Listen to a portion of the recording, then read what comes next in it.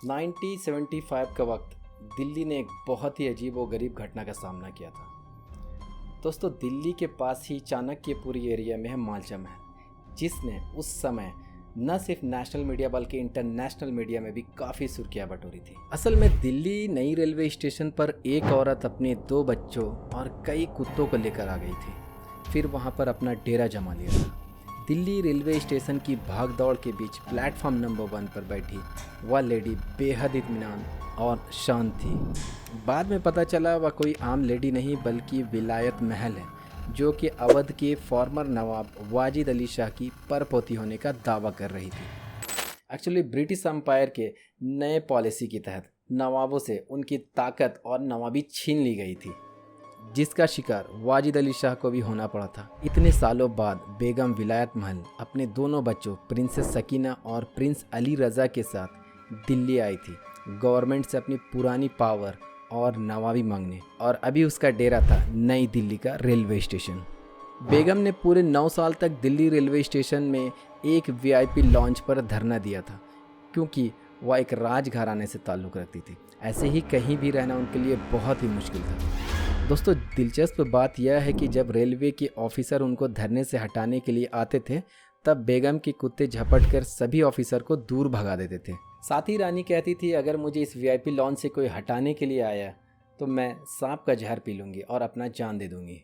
दरअसल उनका कहना था कि अवध के नवाब वाजिद अली शाह की खानदान की राजकुमारी है, तो इस नाते से वाजिद अली शाह का यह महल उनका होना चाहिए। दोस्तों, आपको जानकर हैरानी होगी कि यह धरना 1 दिन, 2 दिन या 5 दिन या 1 हफ्ता नहीं चला। ये धरना पूरे 9 साल तक रेलवे स्टेशन पर चला। फिर इंदिरा गांधी ने 1985 में विलायत बेगम को मालचा महल दे दिया। दोस्तों, कमाल की बात तो यह थी कि वह ऐसे महल का मालिकाना हक लेना चाहती थी जिसमें ना तो दरवाजे थे, ना ही कोई खिड़की, बस सांप, छिपकली और खूंखार जानवर उसमें घूमते थे। दोस्तों, यह महल इतनी वीरान है कि शाम के समय यहाँ कोई आने जाने की हिम्मत नहीं करता। आसपास के लोग भी बोलते हैं कि रात में उनको यहाँ कुत्तों के भौंकने की आवाज़ के साथ साथ किसी की रोने की आवाज़ आती है। 10 सितंबर 1993 को बेगम विलायत महल ने उसी महल में आत्महत्या कर ली थी। उनके दोनों बच्चों ने उसकी लाश को वहाँ पर पढ़ने लिखने वाले टेबल पर 10 दिनों तक रख दिया था और उसे देखकर लगातार रोए जा रहे थे और 10 दिनों तक मातम किया उन्होंने। अब लोगों को इस महल से कोई आवाज़ नहीं पड़ रही थी। तभी सभी ने इसका फ़ायदा उठाने का सोचा। सभी को यह लग रहा था कि इस महल में ज़रूर बेशुमार खजाना छुपा होगा।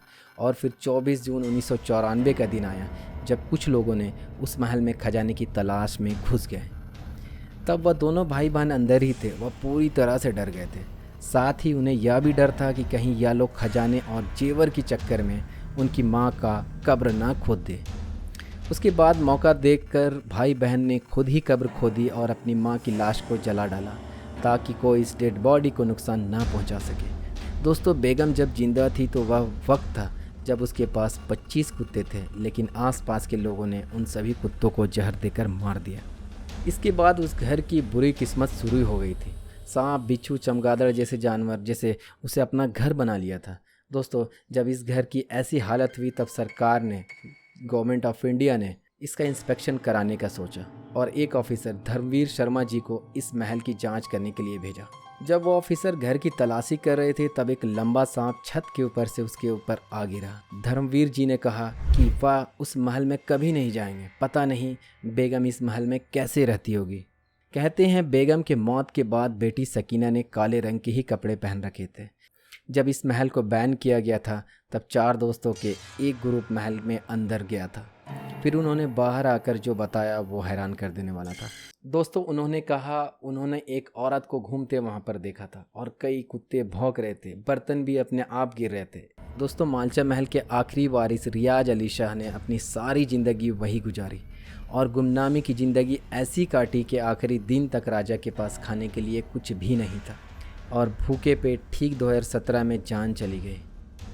राजकुमार के पास एक साइकिल थी जिस पर वह सवार होकर कभी कभार महल से बाहर निकला करते थे और उनके पास जो भी सोना चांदी पड़ा था उन सब को बेचकर उन्होंने कुत्तों के लिए खाने का इंतज़ाम किया था। खुद भूख से राजकुमार की मौत हो गई। उनको दिल्ली गेट पर ही दफनाया गया था।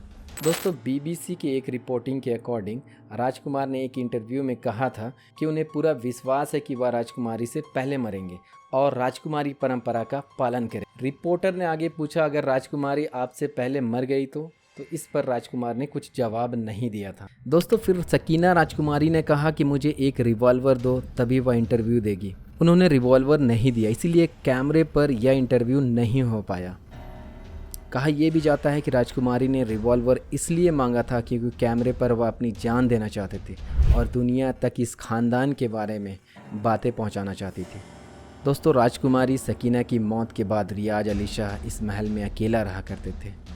दोस्तों अब ज़रा सोच कर देखिए कि इस वीरान खंडहर में बिना बिजली पानी के अकेले रहना कितना मुश्किल होता होगा। दोस्तों वीडियो कैसी लगी कमेंट सेक्शन में ज़रूर बताएं। आज के लिए बस इतना ही। हमारे चैनल को लाइक करें, सब्सक्राइब करें और कमेंट करें।